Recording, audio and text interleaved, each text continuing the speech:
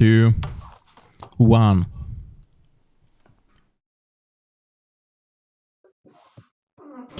Hello, everybody, and welcome back to Eurocast, your weekly dose of news and other things. However, not today. Today we won't be covering news, but that will be a bit later. So grab yourself a beverage of choice. Remember to stay hydrated, especially since the temperatures right now are quite hot. So today is the 4th of May, and basically my co-host today is Anastius, our French spy and reviewophile. Hello, everybody. Hope you're doing good and happy to be here. And of course, I'm spying here from Poland, on the terms of EU. So always here. Today, we won't be covering news from this week. Honestly, it was quite a slow week anyway. Other than that, okay, you can say we will be because Boeing was on the news this week a lot. Another whistleblower has died, but honestly, that I think is natural causes, but I won't be getting into conspiracy theories. It's not something we'll be doing on the stream and at all. You can view plenty of media related to do that. that on your own time. It's not free here. Yeah, absolutely. Just saying there might be some merit to it because it's strange. Seems like being a Boeing whistleblower is quite dangerous, more dangerous than being a rapper in Atlanta. So there it is. And we are talking about Boeing because this is a strategic company when it comes to European defense. So those issues didn't start yesterday. They're growing, and honestly, we will need to buy more Boeing shit for the foreseeable future. So that's quite concerning. And The second topic is French myths. So following last week's dive into Polish/Slavic mythology, tonight we will be taking a closer look in the melting pot of cultural myths enriching France. And I'm looking forward to that. There will be something about murderous snails, apparently. There will be. That might sound a bit cliche when it comes to France, but don't worry, it is scary when you think about it. I mean, yeah, it is quite scary. Honestly, I don't like snails. I just feel like, I don't know, man. They are slimy. And honestly, one of the worst horrors I can imagine is them crawling all over me. That's yikes. Come on, man. Last week you talked about elation. You can be scared of a snail right now. I mean, not scared, just, very, very put off about snails. So, when it comes to Boeing, let's start at the beginning, shall we? There will be an interjection by me later on because it reminds me of something, like this whole picture. It reminds me of another disaster that did happen. So, lots of people do pinpoint that start of the issues was when McDonnell Douglas took over Boeing. They did keep the name, they just added their own logo into Boeing logo, and they replaced their top management with their own. But honestly, I have quite a beef with that statement that this is where the problems did start. Because honestly, they were still building very well designed airplanes, and there were no issues with those, no quality issues. So I think the issue might have originate in the company culture that did bring on, but I don't feel like we can only blame it for that one. Come on, that's just preposterous that Boeing has such a grasp on, that McDonnell Douglas has such a grasp on Boeing that they just, went in and decided, hey, let's make it worse on purpose. That would be a bit of a scapegoat indeed, because at the time, Mark Douglas was still a junior partner to Boeing, which is the reason why they got bought, by the way. And Boeing, despite only absorbing only the top management from Mark Douglas, which is the part of the management that did get into the Boeing higher ups, if I'm correct, they were able to cause a massive paradigm domino effect, a quote unquote amplifying of the already present symptoms in the company. So it just basically exposed what was already there. Yeah, exactly. Exactly. So I also don't think that this can be just explained. Hey, they just took over the company and now it's bad. It's never that simple. Nothing is. But definitely, this did bring on some change because they were focusing on financial results, like first and foremost, rather than anything else, like literally anything else. If you think about it, that's also why they are quite, they shut down like new airplane projects straight out of the window when they just see them being in the window, even if they're young. It's crazy. Like this airplane never had an ability to fly, and then Mm. something like that did happen. Yeah, yeah. I mean, it is typical corporate greed. It's basically, like you said earlier, corporate culture that was already there. But once a company gets old and comfortable, they start to get into certain habits, notably the management, the upper management, the senior echelons, start to set in a corporate culture of cutting corners, of doing the best results with minimal effort. And that's when especially in a sector like aeronautics, uh, danger start to arise because one, for a metaphor, 1 0 on that gets taken out on the sheet, it can be like 100 planes that get one less screw on their door. Yeah, exactly. So, when it comes to airplanes, especially, if you want to cut corners, there are lots of corners to cut, honestly. And I think that, yes, sure, at first, this didn't result in something bad. I mean, obviously, nothing like that ever is so simple that, hey, you just miss one thing and then everything Mhm. goes to shit. Never something like that. Uh, so when it comes to how it turned out afterwards, they started doing lots of questionable moves for sure, but this was quite a while after McDonnell Douglas acquisition. For now, things were mostly fine. Then we move into 2005 when Boeing, for some goddamn reason, moved to split off their Wichita plant into its own company, tasked with manufacturing the fuselage of 737 Mhm. and 787. And this is a Yeah. move I don't get. Like, I get if you want to move to a subcontractor model. I mean, obviously, sure, this is this is quite sensible if you have like one part and you can source that part from multiple other companies. So you always get the best price, always get the best availability. This is smart. This, however, is stupid because right now you're basically tasking to, create the whole fuselage of an aircraft, which To a is, subcontractor.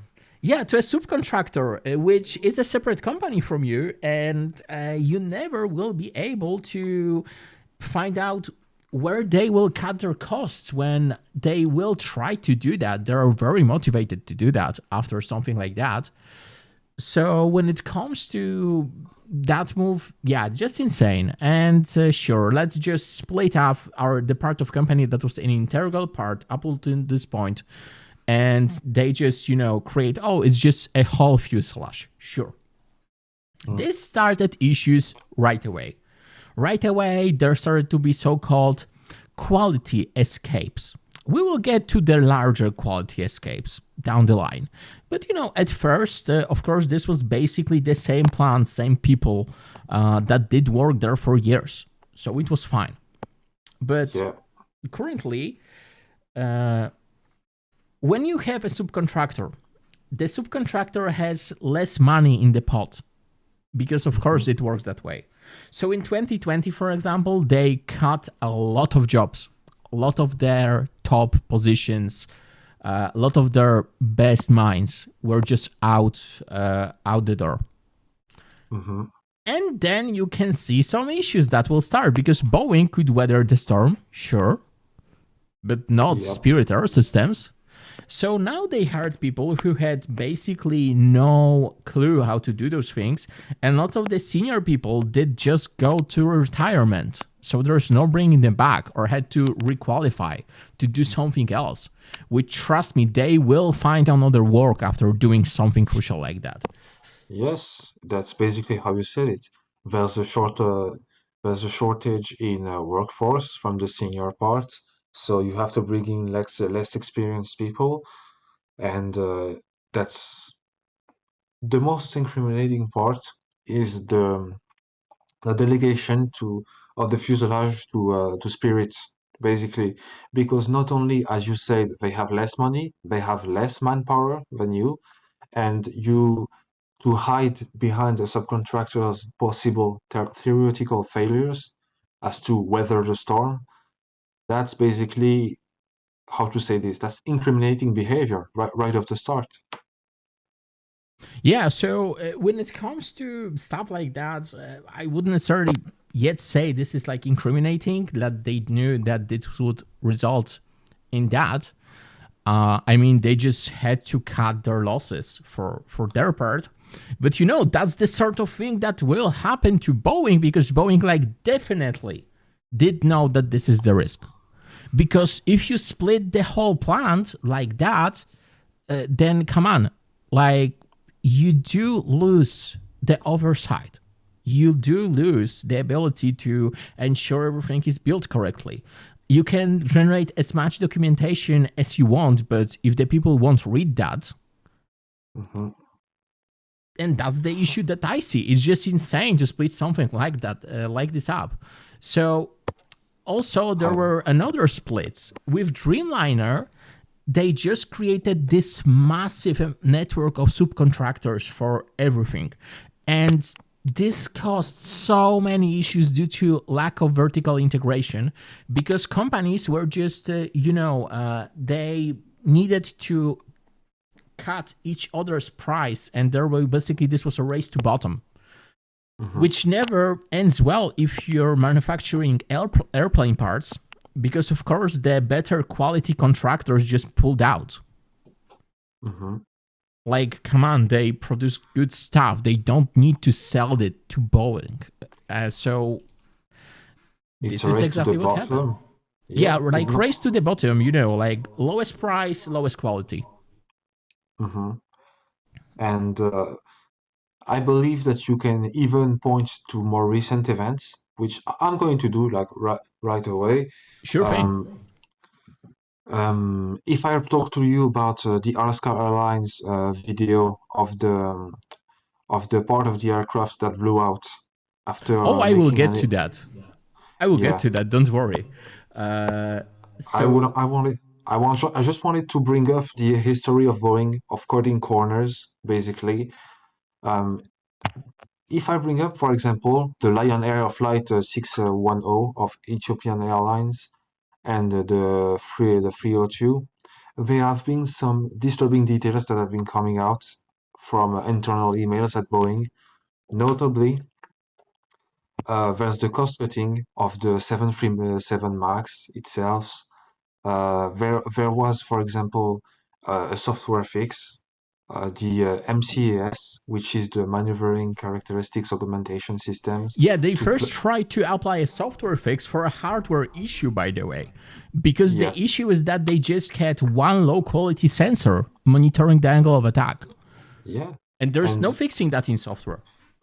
that is the software that is supposed to that part play the part in pushing the plane's nose down to avoid stalls. Yeah, which can end So in tragedy very, very quickly if you just don't monitor it correctly. If you just don't, if you don't monitor how it's being implemented, and they just said, yeah, that should fix it. Then yeah, suddenly it turns out no, planes still did fall out of the sky. and one other I keep saying incriminating, but I'm gonna say like damning behavior rather. There was a Boeing cost cutting, which meant that they moved their manufacturing to South Carolina via the intercession of the former South Carolina governor and later Boeing director Nikki Haley. And South Carolina doesn't have Washington State's tradition of aerospace manufacturing, Yeah. but they do have a reputation for cheap labor, though. So that is interesting. Yeah, this is how it ends. If you know your motivation for creating airplanes is that they should be cheap. And by the way, Boeing did say before that the industry is safety obsessed, which Hmm. is very funny considering what happens next. So I wanted to start with Dreamliner because this is the first thing where the cracks started to appear. In Dreamliner, there were issues where lithium-ion batteries did catch fire, but they just used Hmm. low-quality lithium-ion batteries. They didn't do proper safety testing for them. This is damning, I would say, but still happens. Like happens to the best of us, right? Yeah. Right. Yeah. You can say that still. Yeah. Yeah. You So can say now that. I wanted to interject with the Ferrac 25 issue because, like all of this, I can smell the same thing. So Ferrac 25 is an insane tragedy that was never supposed to happen in the first place. So the machine before that, this is a radiotherapy machine. It blasts you with radiation to treat cancer. So Hmm. before that, they had a bunch of mechanical lockouts to make sure you could never pick wrong options. The new one was operating by software. They said that, oh, now this is simpler to, pinpoint issues, it's faster, and it's more secure, which, by the way, it's not more secure. It's just cheaper, honestly. That Hmm. was the main goal. It was just cheaper. And yeah, the software wasn't developed in a good way. Let's say that the software was developed by a computer enthusiast that is still unnamed to this day. To this day. And it's still unknown who did write this. Like, we don't know. Nobody knows. They just found a guy, told him, hey, Sonny, write a software for my radiotherapy machine for me. And this is the whole history. So it blasted people with deadly doses of radiation just because people were typing in doses too fast. Nobody tested for that, which is just insane. And also the same computer you were entering the radiation doses on, this was the same computer that in real time was tasked with safety of the machine, which is a big no-no. It needs to be two separate machines because if it's just one, then one point of failure, very easy. Yeah, it's like, just like you say, like even in an industry as closely monitored as the medical one, just like you said, even then you can have tragic accidents that can basically be summed as involuntary manslaughter. Yeah, absolutely. And here it was just, you could find out that this did end, like it would end like that because they didn't have any sensors that did actually monitor the amount of radiation those machines were outputting, which is just, Yeah, great. I mean, who wants to check their own assumptions, right? Like, of course, you get it right the first time yeah. around, and you just don't care about what happens next. That's Don't forget, after multiple returns from the patients. Yeah, and this was after multiple deaths already. Yeah, They still didn't want to implement the sensors. They still didn't want to, investigate properly. Frankly, they couldn't. They weren't software experts, so they weren't able to find the issue. They tried to reproduce that, but they just couldn't. And this software also did output so many errors that the operators of the machine were just complacent and were just saw another error. They were just like, oh God, okay, skip. Which ended some people's lives. yeah. So now, now I want to cut to the first article called "Designed by Clowns," which says a lot. Yeah.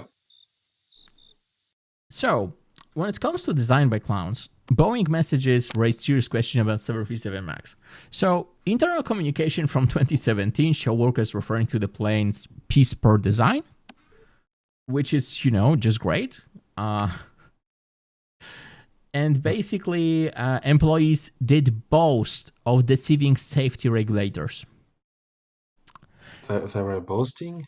Yeah, they were boasting that, hey, we just said that they don't have to tell the pilots anything about the new system, the MCAS system that we introduced. And yeah, let me just tell the background about MCAS. So here is the article that you can see what MCAS is doing, basically. But I will tell you why MCAS needed to happen.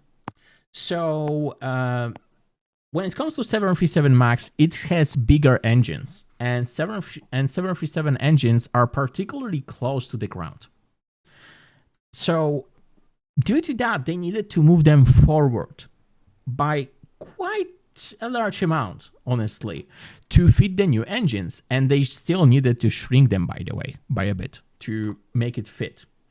So that, of course, changed the flying characteristics of the 737. Like, it made the plane nose, basically, it pitched up more, which could generate stalls, which are deadly. So they introduced MCAS, Maneuvering Characteristics Augmentation System. The system's job was simple. It was just to push the airplane's nose down when it would detect it was too high. There were two issues with the system. So the first issue was that the pilots didn't know it existed, which is great on its own, right? Like, it's totally what responsible company does. Miscommunications? Anyone? No, like, they deliberately basically told that, hey, we need to make sure that we don't that this doesn't end up in the handbook that pilots needs to go through to fly on this model of 737, because if it would be, then we would be asked, like, okay, so why we don't have like simulator training, why And we that is don't more additional costs, so we can't have that. Exactly, so we can't have that. And the second cost-cutting measure introduced was one single fucking sensor. And I don't know how much an angle of attack sensor costs, but it's a fucking dial with a wing attached to it. Come on. It cannot be that expensive. Yeah.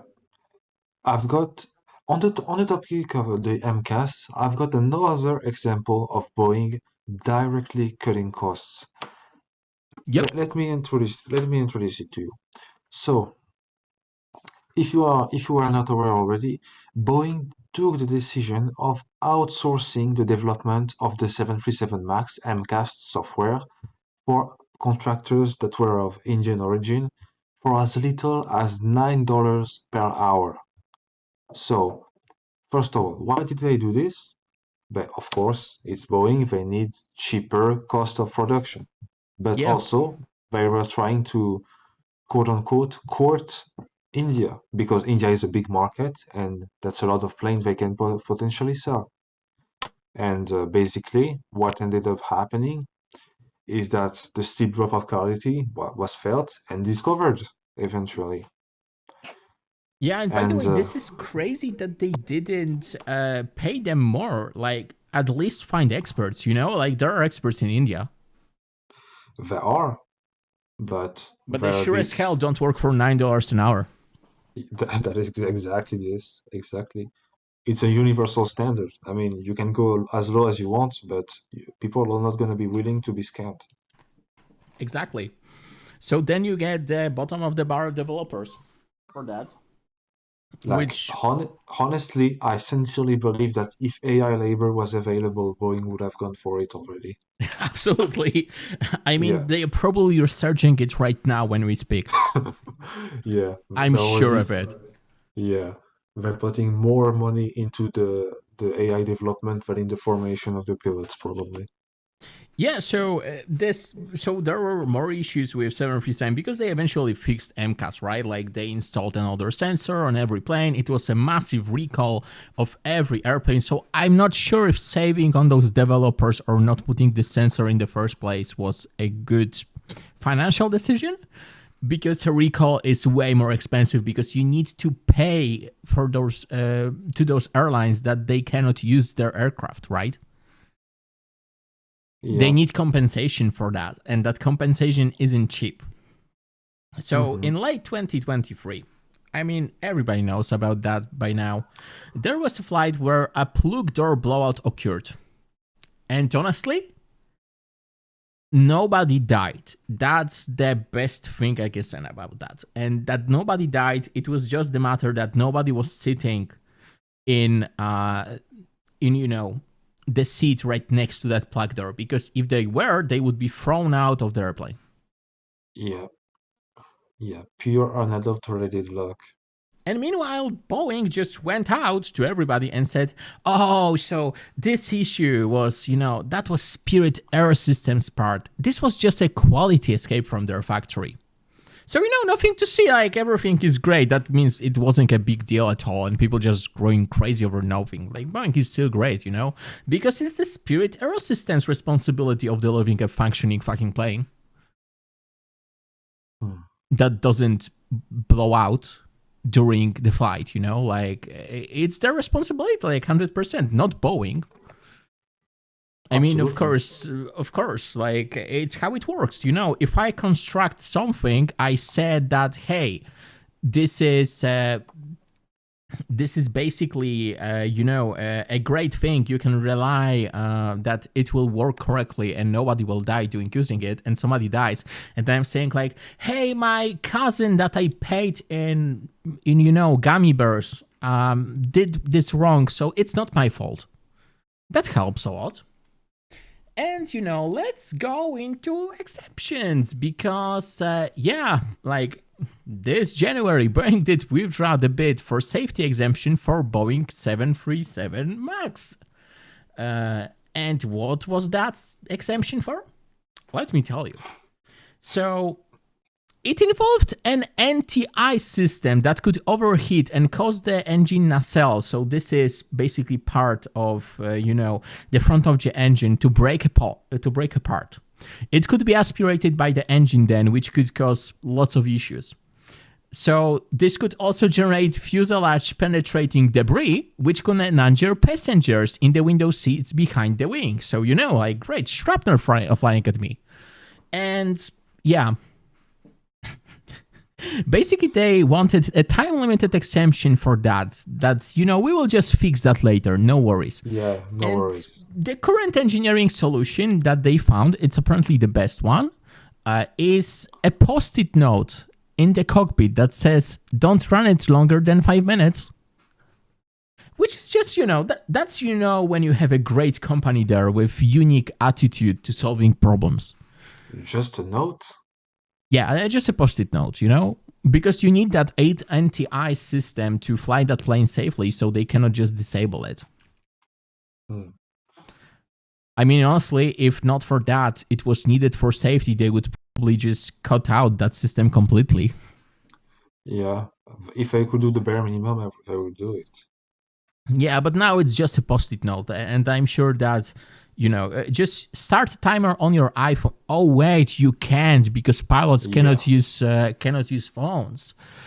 So let's hope that the pilots will just count from 1 to 300 in their heads to turn it off. Yeah. Even when we have cheap AI labor available, they will still use post-it. Yeah, they will still try to find cheaper AI labor or just fix it by using Sharpie and a post-it note. It's just Yeah. crazy. I, researching for that, I just basically thought about that. Hey, my home server, where its only thing is just storing my movie collection, has greater security requirements than lots of stuff at Boeing. Mm-hmm. Because when I just created that and wanted something that would just store my movies, I wanted something that if one hard drive fails, that I don't lose all my data, for example, that I don't want anybody from the internet being able to just access it willy-nilly, stuff like that. Understandable. Yeah, Stuff like that. understandable. But when I look at Boeing, I just think that nobody was asking those questions to themselves. Nobody was just thinking about that. Everything was supposed to go great, and this is you reap what you sow, right? Like, this is such a problem when it comes to your culture, your security culture. I just don't find an easy fix for this, because if somebody on my team when I work would suggest a fix like that, I would literally want to slap them across the face. And yeah, and you don't even work in the aeronautics sector, but still, that's obvious to you. Yeah, exactly. And I don't even work in aeronautics. I just work in a completely different sector. When the worst thing that can happen is that 40,000 people won't be able to, message Yeah, other people, which, I mean, if it yeah. happens, it's still something that I don't even want to think about it happening like tomorrow, and I want to avoid at all cost. So that's good Mhm. to hear that Boeing literally cares about that sort of stuff less than I do. That's reassuring. Yeah, very reassuring. In fact, I try to think that it is more naivety rather than purpose than maliciousness. But there's a point where when the two blurs, like how to say that, past a certain point, incompetence is just as dangerous as evil, basically. Yeah. You cannot really distinguish this from actual malice at this point, because if I wanted to kill some people, I would do exactly the same steps as they did. If I Yeah, was yeah, working on that airplane, because that would I could still blame it on me being an idiot. Which, by the way, I'm not accusing anybody of willingly killing anybody yeah. here, but Disclaimer, yeah, disclaimer. We're not doing this. I'm not even alleging that. Nothing. Uh, that's just a weird tangent. But basically, it's just insane. And at that point, I would just say, like, how is it even possible that FAA was willing to hear their arguments about that security extension? I mean, the only possible. I mean, it's quite obvious if I don't turn around, if I don't dance around the point.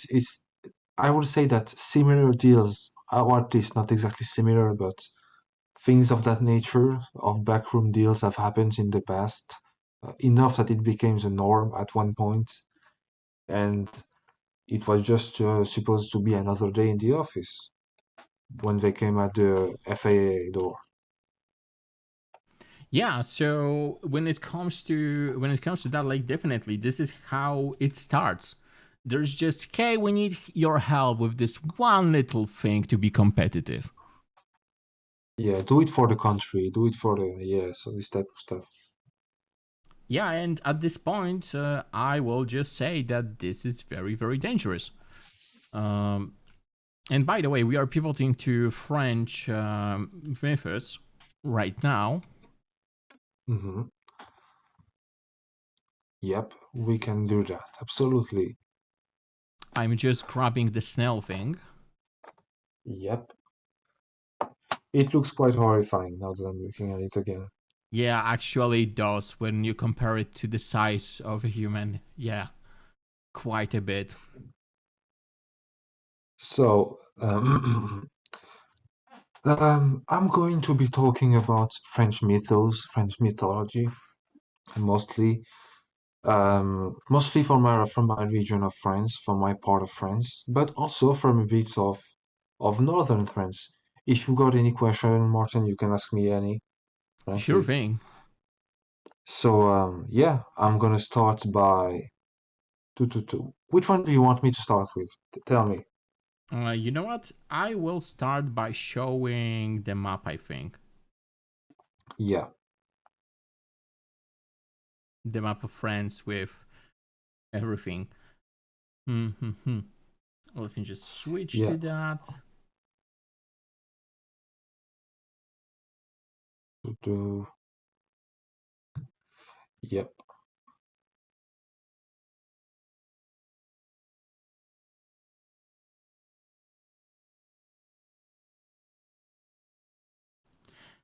Okay, So do you have let's start with the snail one because somehow I cannot show that.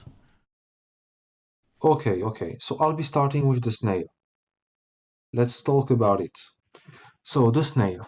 The snail basically has a name. It is caracol.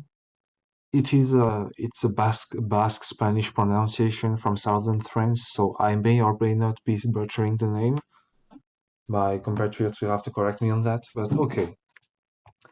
So the presentation it comes from a village founded by the English in 1289, and basically this village was a refuge from the Hundred Years' War.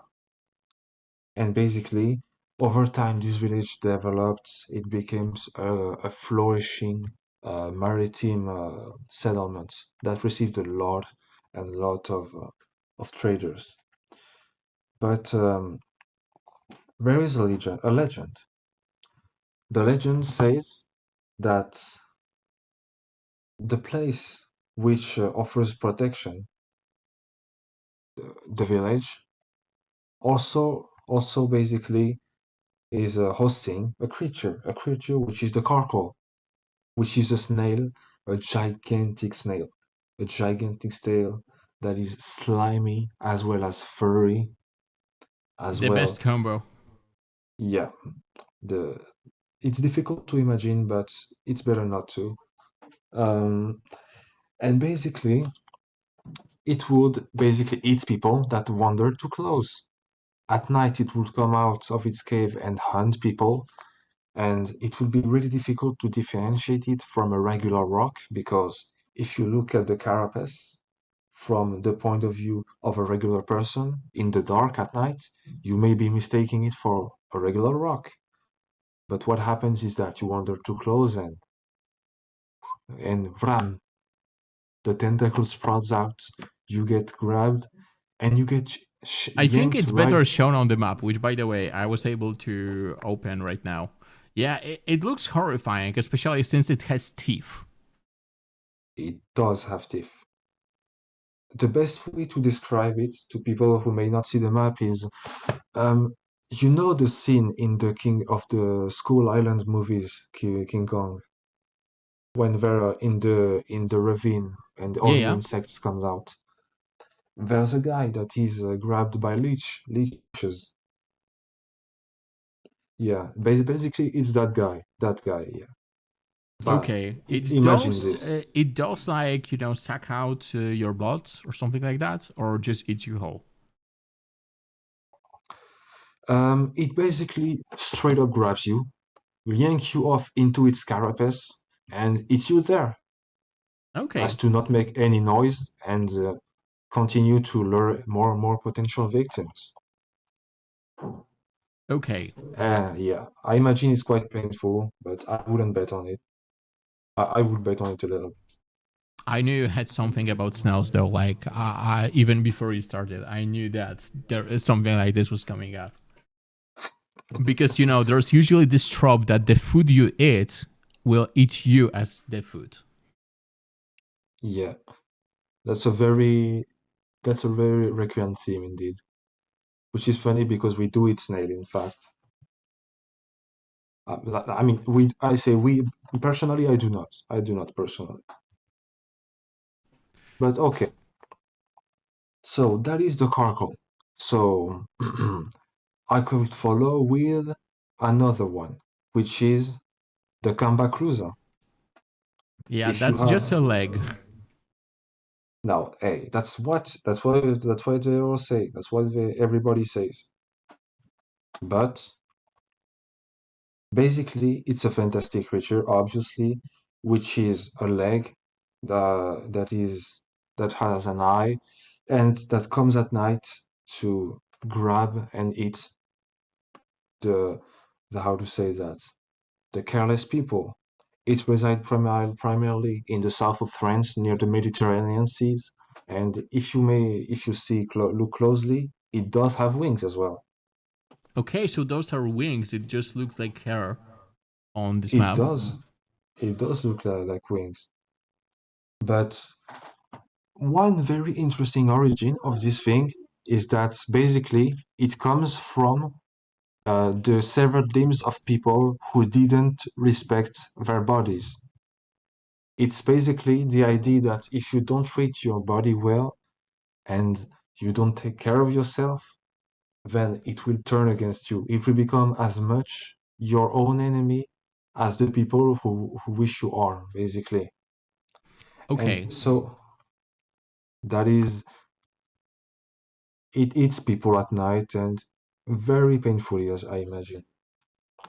so something like the domovoi, which are, they will be indifferent to you or even helpful up until you will be, committing like domestic violence. Then it will try Yeah. to protect your household by removing you. Hmm. Yeah. That is a karmic type of karmic system, yeah, I imagine. That is Yeah. something like this. That is very similar when you mention it. And yeah, so that is the comeback cruiser. So another one that might be a bit more famous is the Tarask. The Tarask, if you don't know every already. Now, the more famous version of the Tarask is the D&D version. I don't know if you're familiar with D&D. I'm Are as you familiar into? with DMD as I'm familiar with Baldur's Gate 3, which means that, I'm still playing that. Okay.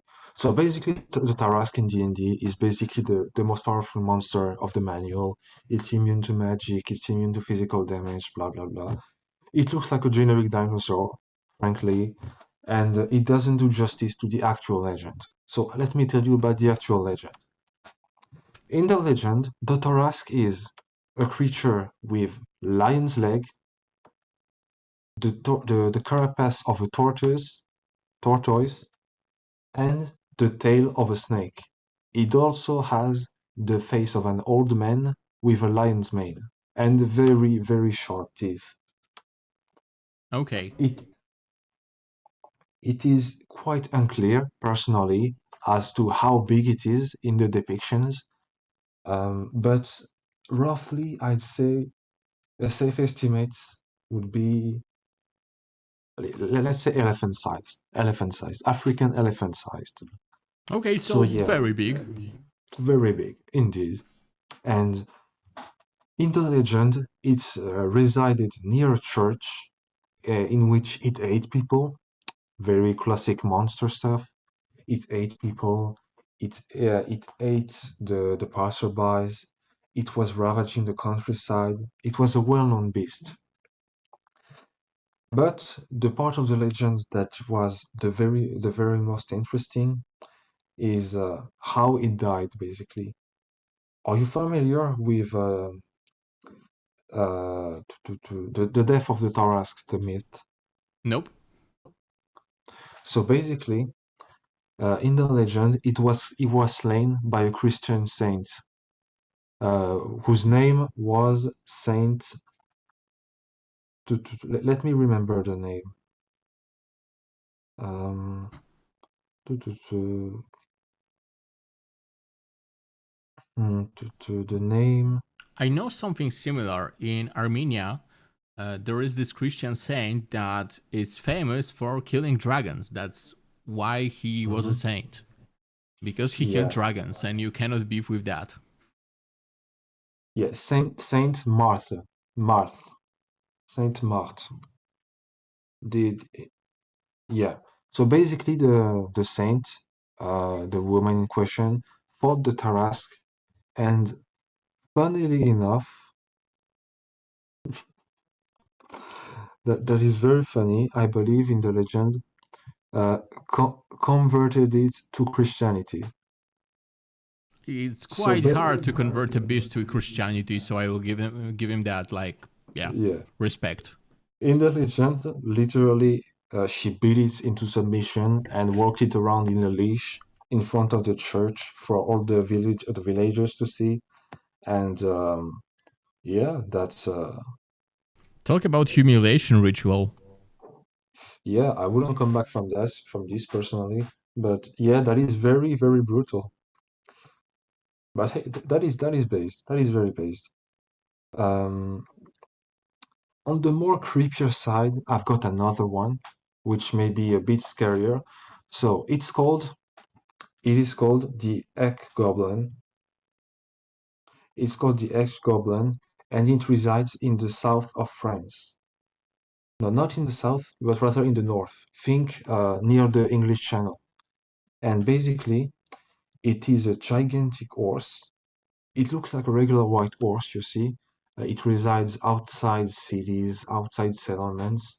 It wanders, and what it does is that it lures children into coming onto its back, and then it rides away with them into the night, never to be seen again. Okay, so this Because is quite similar to the legend of, I think it was called Kelpie in UK. I'm probably remembering that or something like that. But basically, the legend was that the children did see a horse, and Mhm. if you would touch this horse, you would be attached to it. The only thing to distinguish it from a normal horse is that its hooves were backwards, and then it would drown you and eat you because this was a carnivorous horse. And this was basically a legend that, hey, children, don't go near a horse that you don't know. Yeah, which is in that case, it's very appropriate. And the visuals that I'm trying to get you to see is that basically the horse was stretching itself to fit as many children as possible. So basically, you see those sausage dogs. Mm-hmm. But imagine this on a horse scale, and basically it rides away into the night, into the woods, and eats them. Okay. So that is a thing that is quite a bit quite a bit unnerving when I try to think about it. Yeah, And especially since it preyed on children. yeah, it plays on children. It plays upon their innocence and their curiosity. Okay, so I mean, at least this type of child predator looks kind of cuter. Yeah, At least there's that. at least that. At least that's the least I can say. So yeah, frankly, that is basically the most famous ones when it comes to sheer presence in French mythology. I present There's the Tarrasque, there's the Kambakruza, the Caracol, the Esh Goblin. There is also another which is maybe the most famous on the international scale, and it is the Beast of Gévaudan. I talked to you a bit about it before we did go live, and yeah, so people on the countryside of France were basically reporting sighting of a beast attacking farmers, attacking lone villagers, attacking people that were defenseless, and killing them. Mm-hmm. And basically, nobody was able to give a concrete appearance, a definitive appearance for the beast. There were multiple witch hunts that were launched over and over again, but we were never able to find it. Okay. Never able to find it. Yep. But did it also prey on the farmers in like specific hours of the day or in general? Like nothing It concrete as well. I believe that it preyed on farmer. It preyed on farmer for sure. Um, it is to during the day as well. Yeah, I believe it did during the day. Okay, okay. Honestly, I think that the beasts that are active during the day from this sort of mythos are always quite scarier than those that are at night because everybody back then did know that at night you just stayed at home. Yeah, it plays upon how to say that, the idea that we're safe during the day and that we can see the threats coming, so they're less scary. So yeah, it's a it's a build of a false sense of security. Yeah. So yeah, basically that is. Yeah, it's unnerving because you just go to work like regular, and then you Yeah. can just, never go back to your family. hmm Never again. Yeah, and And there's no nobody can avoiding find that. anything. No, none at all. None at all. Because you can't really predict a beast, like how it thinks, especially if you don't know what beast it is. That is even more difficult to try to predict what it is going to do. So yeah. Yeah, and especially like back then, this was impossible, so farmers could like go there in group. Like usually, all of fields were like you just worked a single field. hmm Yep. That is quite a bit unnerving now that I'm trying to figure it out.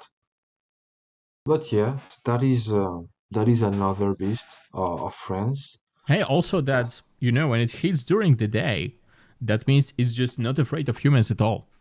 I think Oh that's the no, worst part. not only is it not afraid of human, but the fact that it is sighted on multiple farming sites means that it maybe knows how to avoid humans and hunt them. Yeah, if you just turn a human into a prey, that's scary because that means that the beast had intelligence. There are no non-intelligent beasts that prey on people because hmm uh, at that point you should just avoid people at all because they will actually hunt and kill you. They are dangerous, and when it comes to that sort of a beast, yeah. hmm Yep, that is very scary to think about. And yeah, that is that is the one I was able to find the most information about.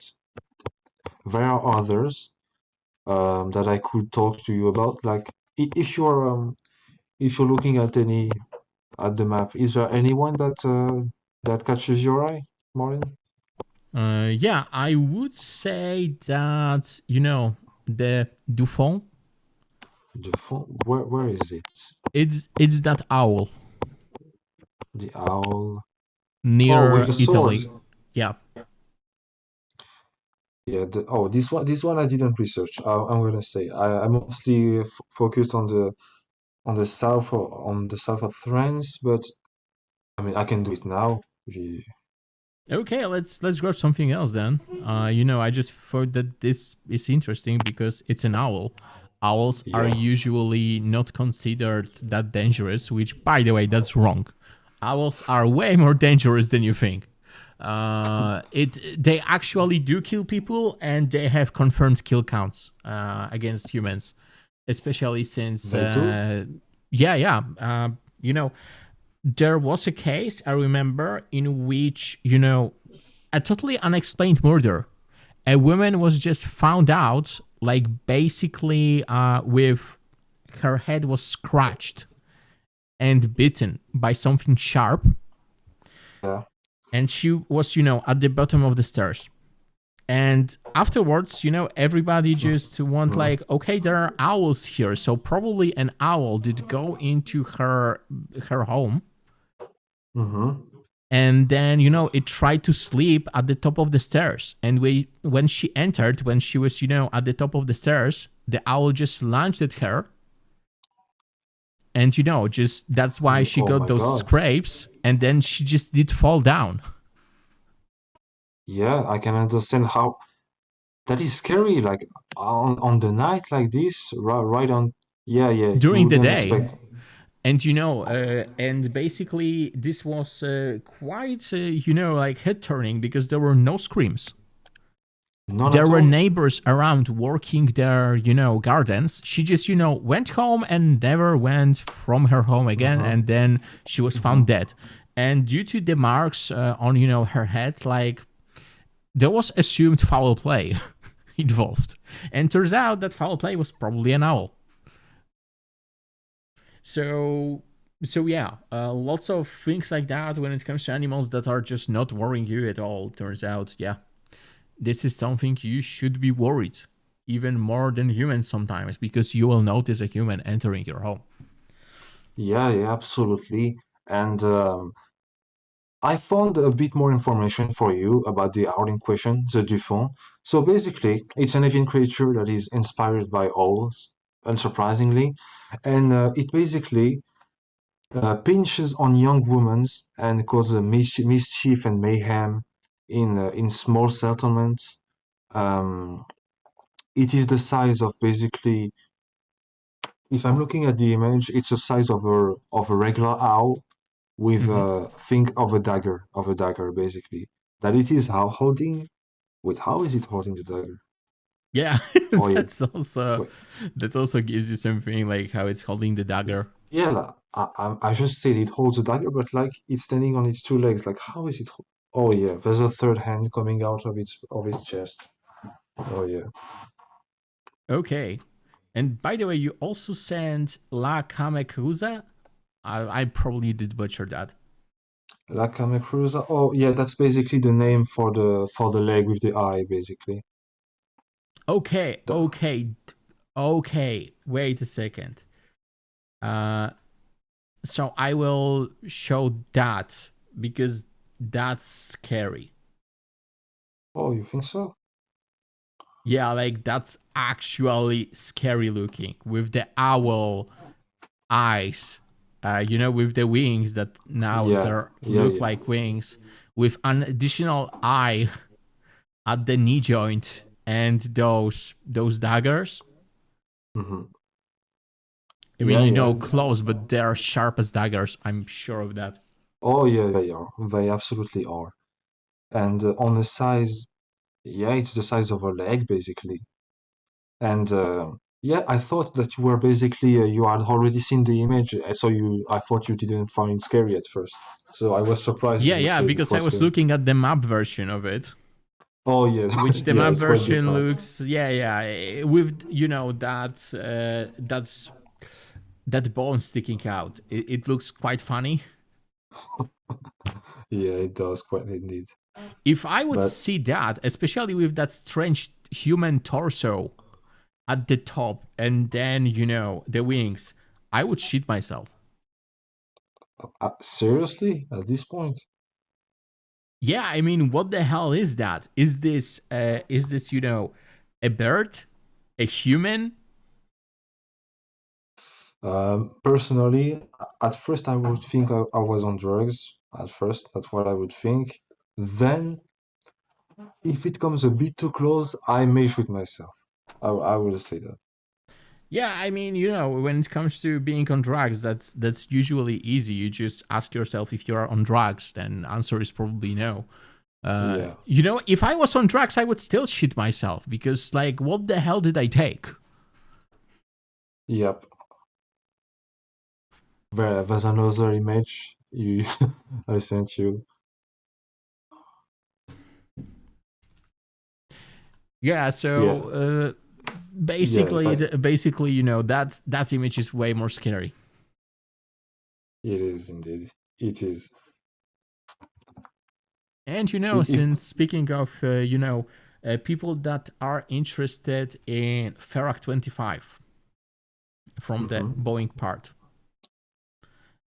I'm sending a link to that in the chat, actually, in onlineethics.org, so people can actually research that if they want, because this is just a great example of what happens if you just cut down costs. Mhm. Corporate negligence. Yeah, like this is something that does bankrupt companies, and at that point you don't save some money here and there. This actually bankrupts companies, and Yeah. unfortunately we're at the end, Mhm. which is sad because now we have more people watching. Oh, really?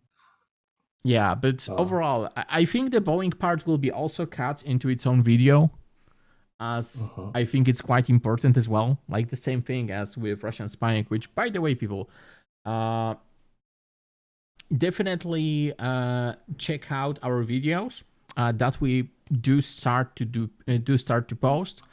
Those are just cut out segments from the stream in higher quality and with some, moments like that removed, like right now, like that pause is something that you wouldn't hear once I edit it. So definitely do recommend that if you want a rundown of what we talked about during the podcast. And yeah, we will be ending it here.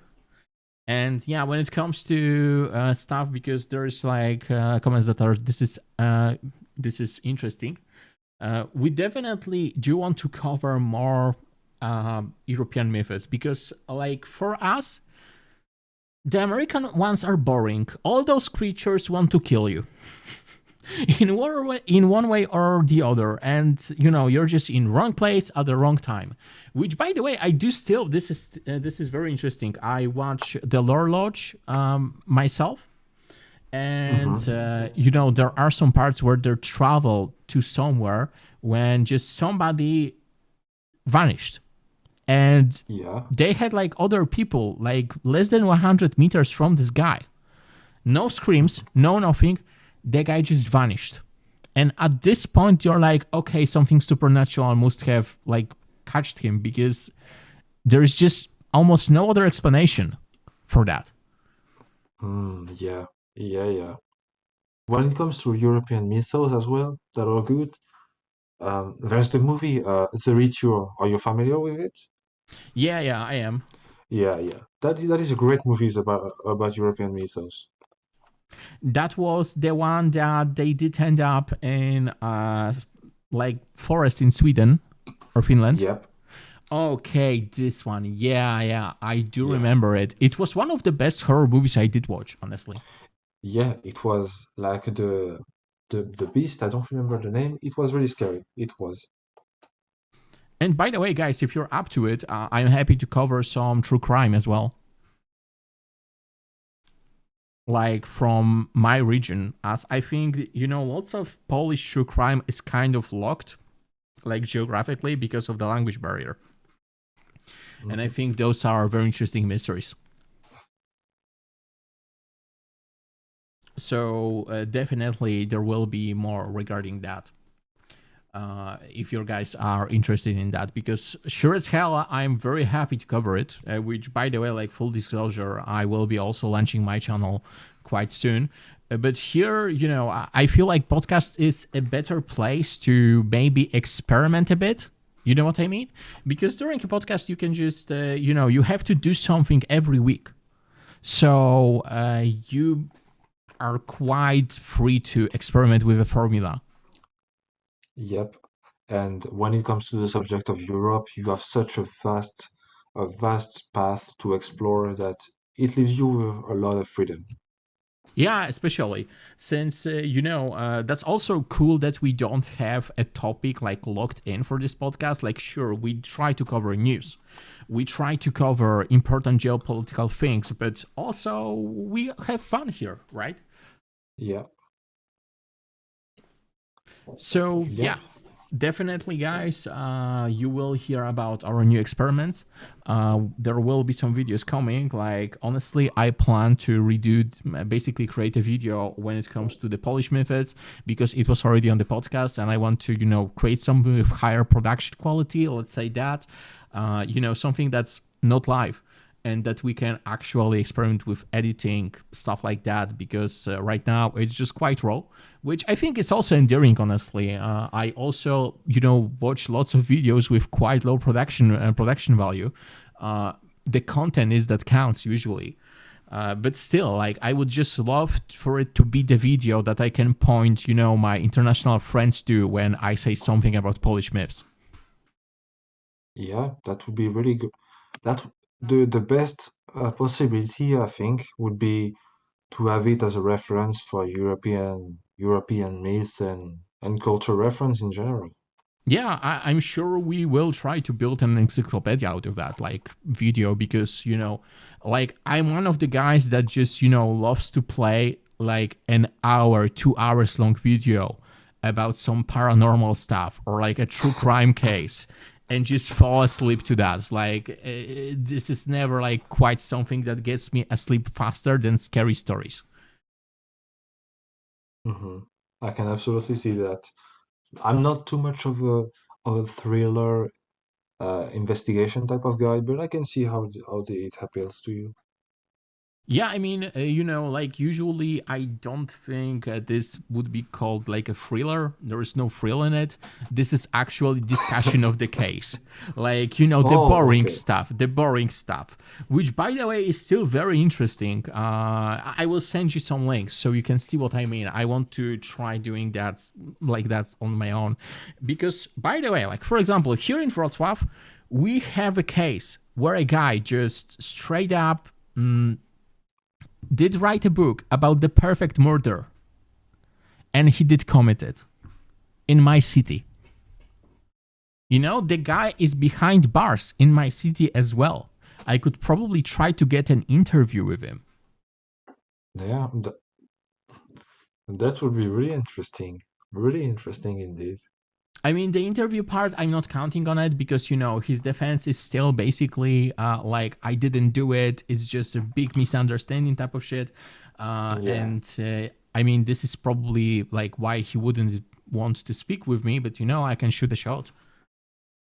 Yeah, I mean, if it doesn't cost you anything, I guess. I don't think that I would be murdered by him in prison, Yeah. Indeed, indeed.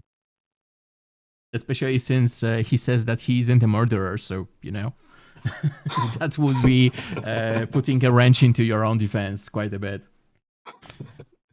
Yeah, that would be like the rappers that tell on themselves in their songs. Okay, I'm putting a link, uh, an invitation link to FG into the chat, guys.